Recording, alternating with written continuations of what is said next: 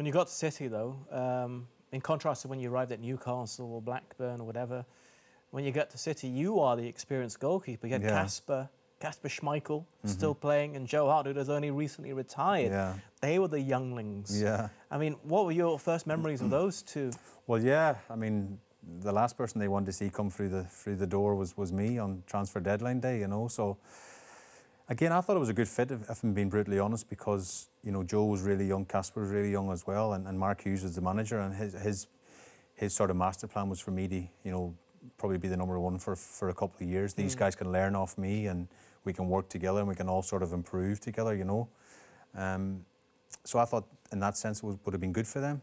But obviously Joe and Kasper being the people and the goalkeepers they wanted to play, but like, you know, I rolled back when I was 21, I moved from Blackburn, or 20, because I wanted to play as well, you know, so it wasn't ideal for them. I'm sure it wasn't looking back now, but, you know, I think I could understand why Mark Hughes brought me in, because I had so much experience behind me and experience of the Premier League, and he probably felt I could have helped these two young goalkeepers as well. I love watching the way Kasper catches the ball straight at him. He's got a Danish thing where he traps it in a weird sort of way. I don't know what you make of that, but I'm always like, wow, okay, I would never coach it to any young kid, because your timing has to be right. He changes his hand really late like that to catch it, you know. But I even asked him one day, why do you catch it again? He goes, it's just since I was early, that's how I was told how to catch the ball, you know. I always think if the time is not right, you don't close it properly. There's more risk of it bouncing off your chest, you know. So. But I think Kasper's done well for himself, so who am I to judge on how to catch the ball? I know. Now he's up at Celtic, as Joe was and you were. Yeah, that's right. Well, there's another link right there. Looking at some of your teammates, though, Michael Johnson, I've always heard so much about him and what he could have done. The man who burst onto the scene, Micah Richards. Nedum Onuoha, who I've heard is the smartest guy in football. He is, yeah. He is. Very clever, yeah. He's got a bamboozle you with some big words. Adam, I need to read I'm just keeping it simple in this interview, you can tell. Well, I've read your book, so I know. I'm kidding.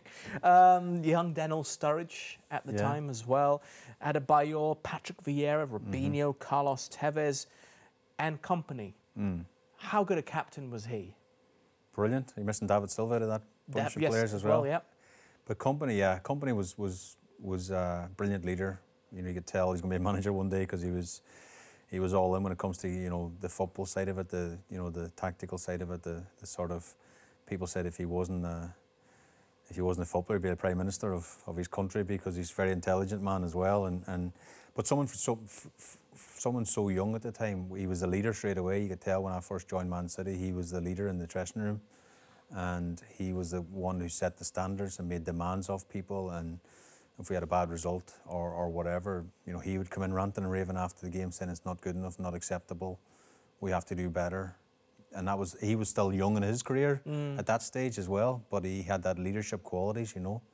And, you know, he was a great captain, he was a great leader, and you know, I think there's a statue, you know, at the ground now, or the training ground, and rightly so, because he done so much for the club. Yeah, remarkable what he's been able to achieve. But I need to ask Robinho, what was that like with him? Again, he was a bit of an enigma, because he was such a talented player, but the thing is, we didn't see it enough. That was the frustrating thing, because we knew how good he was, and some stuff he would do in training, you would bamboozle, think, how did he do that, or whatever.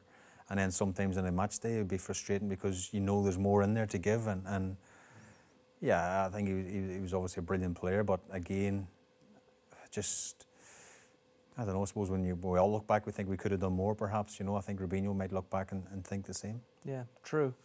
I have to wrap things up a little bit earlier than expected, because you have to go cover a match in just a few minutes. No problem. Can I ask one more question? You did play for Aston Villa. You had a Samir Carruthers there. That's the same surname as me, no relation. No. But what was he like? I just need to know, because I did a match at this time and he was playing and he came on, and the guest on the show accidentally started referring to the player Samir as Adam Carruthers. Okay, yeah. So I was like, no, I'm Adam. That's Samir. It's two very different. Yeah, mixing us up there. Yeah, Samir. He was a young kid, got his opportunity, of course, and done well. I'm not sure where he went after that. Actually, no, didn't really get it. Sort of. Didn't have a long spell in the first team, but he was a talented midfielder. I remember that. Yeah, I mean, I was lucky enough to play with some great players. Well, there was another youngster there at the time, Jack Grealish, when you were at Villa. It was, yeah.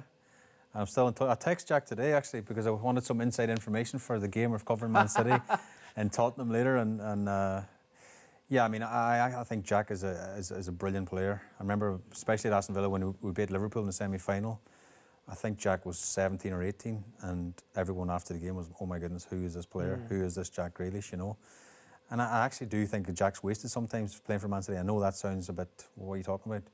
Because he's asked to play on the left-hand side. And if you remember the Aston Villa team, he was central to everything. Everyone flew Jack. And I was over in Ireland recently doing the England v Ireland game, and he played in a more central role. And he was the best player on the pitch by a country mile. And some fans, maybe not City fans, but fans will go, Jack Grealish not done much at Man City. But he's asked to do a role that I think, what's the word? Probably how do you say this right? Taking one for the team. Possibly, yeah. You know, he has to be structured in his role, keep left, you know, spread the opposition defence, because then pockets will open up for the likes of De Bruyne and Foden.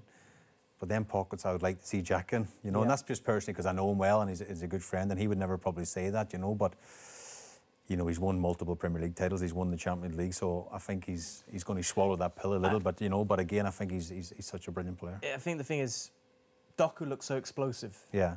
And when he's he plays, different player, but you know which one's going to grab the headlines more. Yeah. It'll be Doku because the way he plays. Yeah.